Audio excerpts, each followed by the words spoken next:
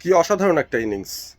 পারভেজ হোসেন ইমন নামে আমার সঙ্গে মিল আছে।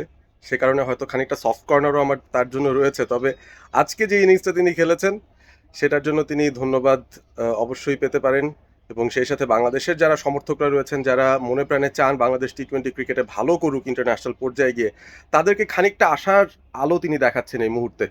বাংলাদেশের পক্ষে টি-20 ইন্টারন্যাশনালে দ্বিতীয়বারের মতো একটা সেঞ্চুরি দেখা আমরা আজকে পেয়েছি এবং সেটা সংযুক্ত আরব আমিরাতের বিরুদ্ধে শারজায় প্রথম ম্যাচ।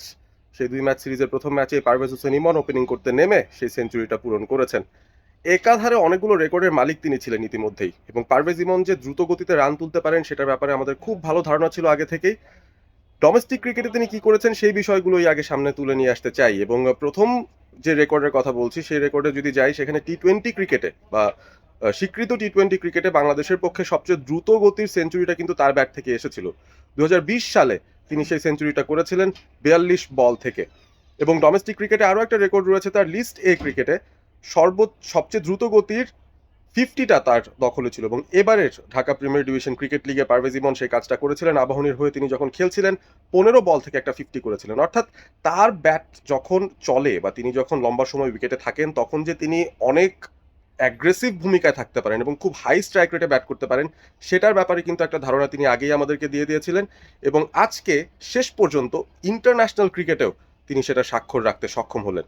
পারভেজ হোসেন ইমন আজকের সেঞ্চুরিটা করেছেন মাত্র 53 বল থেকে, এবং সেটা হচ্ছে বাংলাদেশের টি-20 ইন্টারন্যাশনালের ইতিহাসের সবচেয়ে দ্রুত গতির সেঞ্চুরি। এর আগের সেঞ্চুরিটা ছিল 62 বল থেকে তামিম ইকবালের 103 রান। সেটা 2016-তে ধর্মশালায় অনুষ্ঠিত হয়েছিল, যখন বাংলাদেশ বিশ্বকাপ টি-20 কোয়ালিফায়ার খেলছিল ওমানের বিরুদ্ধে। এবং তারপর এত বছর পেরিয়ে প্রায় 9 বছর পর বাংলাদেশ ইন্টারন্যাশনাল টি-20 ক্রিকেটে দ্বিতীয় সেঞ্চুরি দেখা পেল, এবং সেটা পারভেজ হোসেন ইমনের ব্যাট থেকে। আশা করি তিনি এই জায়গাটায় জাস্ট একটা ঝলক দেখিয়ে চলে যাচ্ছেন এরকম কোনো বিষয় তিনি রাখবেন না। কনসিস্টেন্টলি তিনি বাংলাদেশের জন্য পারফর্ম করবেন ইন্টারন্যাশনাল স্টেজে, এবং ইউএই শুধু নয়, বড় বড় দলের বিরুদ্ধেও তিনি যেন এই ফর্মটা বজায় রাখতে পারেন, সেই আশাটাই আমরা আসলে করতে চাই পারভেজ ইমনের কাছ থেকে। অভিনন্দন পারভেজ ইমনকে। এবং বাংলাদেশ ইউএই বিরুদ্ধে অন্তত সেই শক্ত শুরুটা যে করতে পেরেছে, সেটা তার ব্যাটে ভর করেই। দেখা যাক ইউএই এত বড় রান কিভাবে চেস করতে পারে। তবে পারভেজ ইমন, আবারও শুভকামনা আপনার জন্য, আপনার ভবিষ্যতের জন্য, আপনার এই ক্যারিয়ারের জন্য। দারুণ একটা মুহূর্ত আপনি উপহার দিয়েছেন বাংলাদেশের ক্রিকেট ভক্তদেরকে।